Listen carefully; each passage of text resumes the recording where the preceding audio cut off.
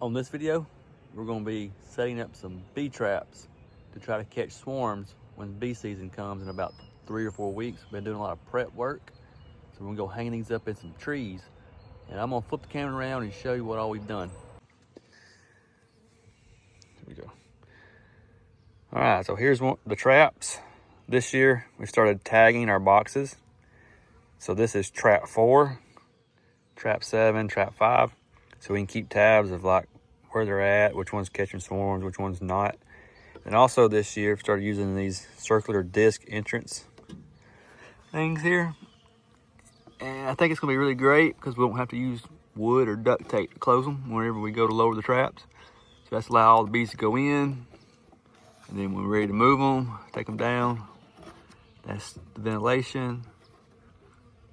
And that's the queen reducer. So I liking these. And then inside the box, seen on a previous video, we melted beeswax to put in here to give it that bee smell, to get rid of that new wood smell, so to attract the swarms better. You can already tell the bees are liking it. And then we got in each box, we're putting 2 drawn out combs, frames, just so they can fly in and get to work. Also to attract them because of the bee smell. And then we're leaving enough space in here so they have, when they get in, they have room to grow. And then also what we're gonna do is got some comb here from other brood boxes that we had. I'm just gonna add that in here to give it that bee smell. And then we had some hives that froze over the winter.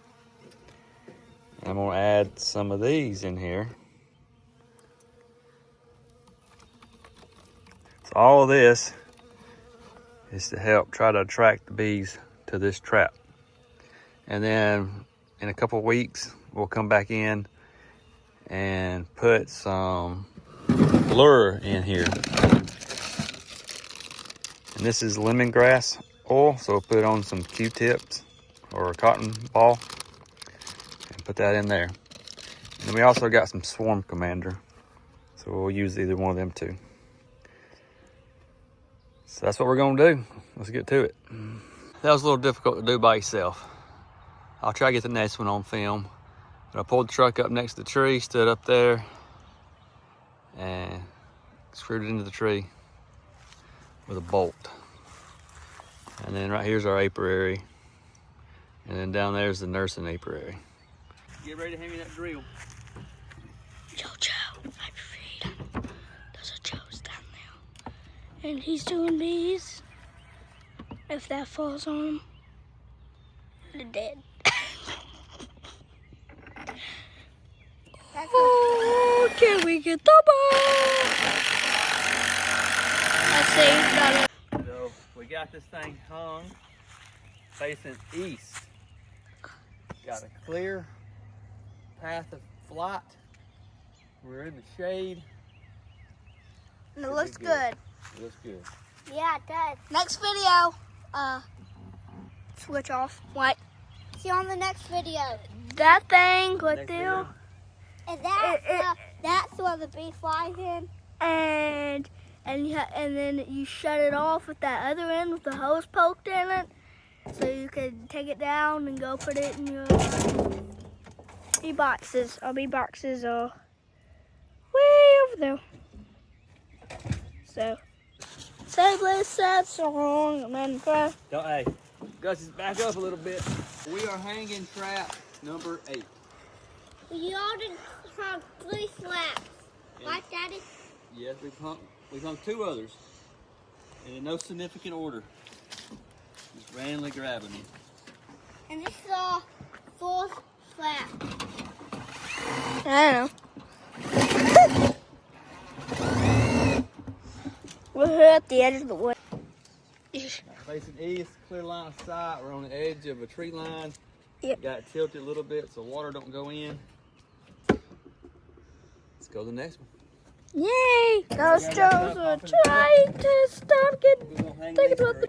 Right here we have an 8-frame box, and I have converted it into a trap by adding a 1x4 at the bottom all the way around, and then have this circular entrance reducer right there.